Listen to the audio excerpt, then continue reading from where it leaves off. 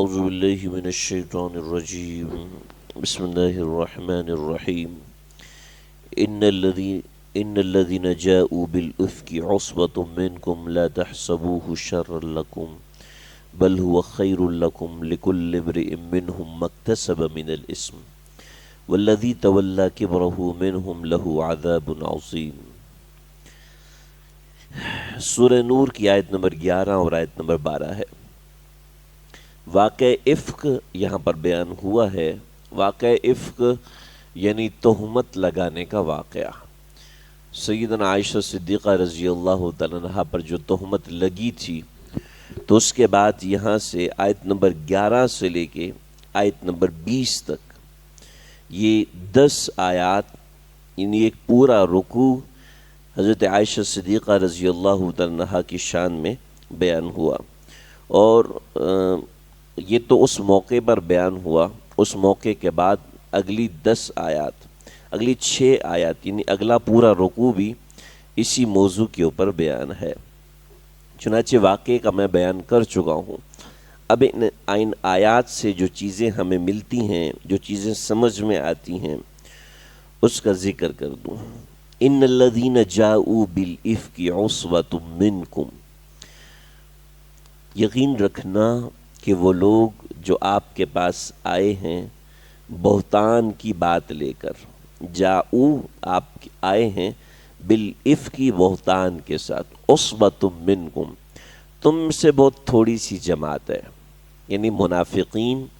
بعض حضرات نے منافق مراد نہیں لیے بلکہ 3 لوگ مراد لیے ہیں جو کہ مسلمان ہیں، حضرت حسان بن ثابت، حضرت مصطح بن اساسہ، حضرت حمنہ بنت جحش۔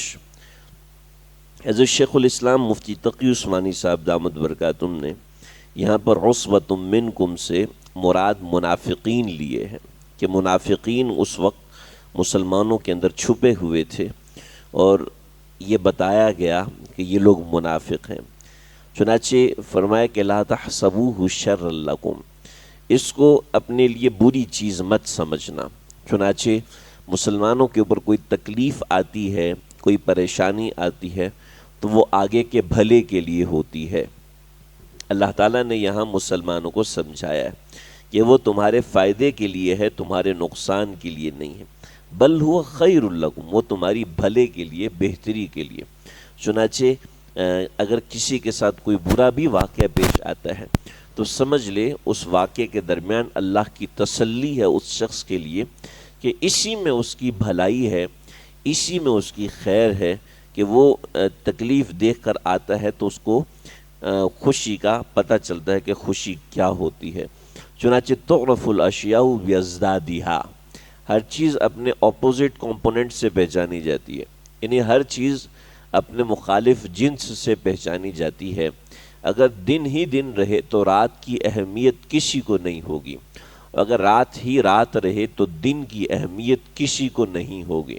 چنانچہ مسلمان، آپ صلی اللہ علیہ وسلم نے فرمایا عجب لامرئ مسلم، آپ نے فرمایا کہ مومن کی عجیب شان ہے کہ اگر فإن اصابتہ خیر، اگر اس کو خیر پہنچتی ہے تو بھی اس کی بھلائی کے لیے ہوتی ہے، اور اگر اس کو شر پہنچتا ہے تو بھی اس کی بھلائی کے لیے ہوتا ہے۔ تو مسلمان کو اللہ رب العزت نے کسی بھی جگہ پر، کسی بھی مقام پر خائب و خاسر نہیں کیا، تکلیف والا نہیں بنایا، بلکہ تکلیف ہوتی ہے تو تب بھی اس کے لیے اس میں خیر ہوتی ہے، اور اگر خوشی کا موقع ہوتا ہے تو تب بھی اس کے لیے خیر ہوتی ہے۔ اور کافر اس کے برخلاف، اگر اس کے لیے خیر بھی ہوتی ہے تب بھی اس کا نقصان ہوتا ہے، اور اگر اس کی بھلائی بھی، اگر اس کی برائی ہو رہی ہوتی ہے، تکلیف ہو رہی ہوتی ہے، تب بھی اس کا نقصان ہوتا ہے۔ چنانچہ حضرت عمر فاروق رضی اللہ عنہ نے ایک راہب کو دیکھا کہ وہ کثرت عبادت کی وجہ سے بالکل ہڈی ہو چکا تھا، تو حضرت عمر اس کو دیکھ کے رو پڑے۔ پوچھا کہ آپ کیوں روتے ہیں؟ کہا کہ اس شخص کے لیے روتا ہوں کہ جس نے دنیا میں کثرت عبادت تو کر لی، تو دنیا کے مزے بھی حاصل نہیں کیے، لیکن عقیدہ خراب ہونے کی وجہ سے آخرت بھی اس کی غارت ہے۔ تو کافر کی مثال ایسی ہے، وہ کتنا ہی نیک کیوں نہ بن جائے، اس کے لیے خیر کے اندر بھی شر ہوتا ہے، اور شر کے اندر تو شر ہوتا ہی ہے۔ لیکن مسلمان کے لیے خیر میں بھی بھلائی ہوتی ہے اور برائی میں بھی بھلائی ہوتی ہے مسلمان کے لیے، اس وقت کے لیے نہیں، آگے کے لیے۔ چنانچہ وہ لوگ جو کہ کرکٹ کھیلتے ہیں، وہ لوگ جو فٹ بال کھیلتے ہیں، وہ لوگ جو کراٹے کھیلتے ہیں، وہ لوگ جو ننچک یا ننجا وغیرہ سیکھتے ہیں، ان کو چوٹیں موٹیں لگتی رہتی ہیں، اور ان کو ان چوٹوں کی کبھی ہڈی بھی ٹوٹ جاتی ہے، کبھی خون بھی بہنے لگتا ہے، کبھی ان کو ایڈمٹ بھی ہونا پڑتا ہے، لیکن وہ اس سے گھبراتے نہیں ہیں کہ جی فریکچر ہو گیا، بال پکڑتے ہوئے انگلی ٹوٹ گئی، بال پکڑتے ہوئے کک لگاتے ہوئے پاؤں جو ہے وہ پتھر کو ٹکرا گیا، تو وہ اس سے گھبراتے نہیں ہیں، اس لیے کہ ان کو اس چوٹ سے سیکھ کے مضبوط ہو کے آگے بڑھنا ہوتا ہے۔ جسم کے اندر کا گوشت پھٹتا ہے، پھر بھی ان کو بھگایا جاتا ہے۔ فوجیوں کی ٹریننگ ہوتی ہے، پولیس کی ٹریننگ ہوتی ہے، تو وہ ٹریننگ ہوتی ہے کہ آج اگر یہ بھاگیں گے 10 کلومیٹر تو کل کوئی مجرم ان سے بھاگے گا تو یہ اس کے پیچھے بھاگ سکیں گے۔ تو مومن مسلمان کو اگر کوئی تکلیف پہنچ رہی ہوتی ہے تو وہ اس کی ٹریننگ ہو رہی ہوتی ہے۔ چنانچہ لا تحسبوه شر لکم بل هو خیر لکم، چنانچہ اگر ہمیں کوئی غم پہنچتا ہے، تکلیف پہنچتی ہے، تو اس سے گھبرا جانے کی، پریشان ہونے کی ضرورت نہیں ہے۔ اللہ رب العزت مومن کے لیے دنیا کو وَلَنَبْلُوَنَّكُمْ بِشَيْءٍ مِّنَ الْخَوْفِ وَالْجُوعِ وَنَقْصٍ مِّنَ الْأَمْوَالِ وَالْأَنفُسِ وَالثَّمَرَاتِ، اللہ فرما رہے کہ ہم تم کو ضرور بضرور آزمائیں گے، وَلَنَبْلُوَنَّكُمْ ضرور بضرور آزمائیں گے، بِشَيْءٍ مِّنَ الْخَوْفِ وَالْجُوعِ وَنَقْصٍ مِّنَ الْأَمْوَالِ، تھوڑا سا خوف دے کر پریشانی ڈالیں گے تمہارے اوپر، تمہارے مالوں کو ضائع کر دیں گے، اور تمہارے پیاروں کی جان لے لیں گے، اس سے ہم تم کو آزمائیں گے، تم کو ہم بنائیں گے۔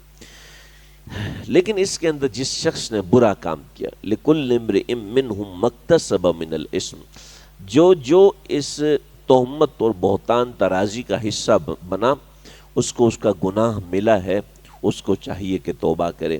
کیا کرنا ہے؟ اگلی آیت میں وَالَّذِي تَوَلَّى كِبْرَهُ مِنْهُمْ، اور جس شخص نے اس کا جو اس سازش کا سرغنہ بنا، بڑا بنا، یعنی عبداللہ بن ابی بن سلول، لہو عذاب عظیم، اس کے لیے بڑا خطرناک عذاب ہے۔ چنانچہ مومن جو ہیں ان کو گناہ جو ملا ہے، ان کو کرنا کیا چاہیے تھا؟ چنانچہ اگر کسی شخص کے بارے میں غلط افواہیں پھیل رہی ہیں، آج کل واٹس ایپ کا، فیس بک کا زمانہ ہے، کسی کی کوئی بات بھی پتہ چلتی ہے فوراً وائرل کرنے کی کوشش کرتے ہیں، دوسروں کو بھیجنے کی کوشش کرتے ہیں۔ نیک لوگ تحقیق کی غرض سے دوسروں کو بھیجتے ہیں، اور برے لوگ وہ ویسے شر کی غرض سے دوسروں کو بھیجتے ہیں۔ تو اللہ رب العزت نے یہاں پر کتنی زبردست بات فرمائی، کاش یہ ہمارا معاشرہ اس کو لے لے۔ لولا اذ سمعتموہ ظن المؤمنون والمؤمنات بانفسہم خیرا، انہوں نے ایسا کیوں نہیں کیا جب انہوں نے اپنے مسلمان بھائی کے بارے میں جب غلط بات سنی تو انہوں نے اس کے بارے میں اچھا گمان کیوں نہیں کیا؟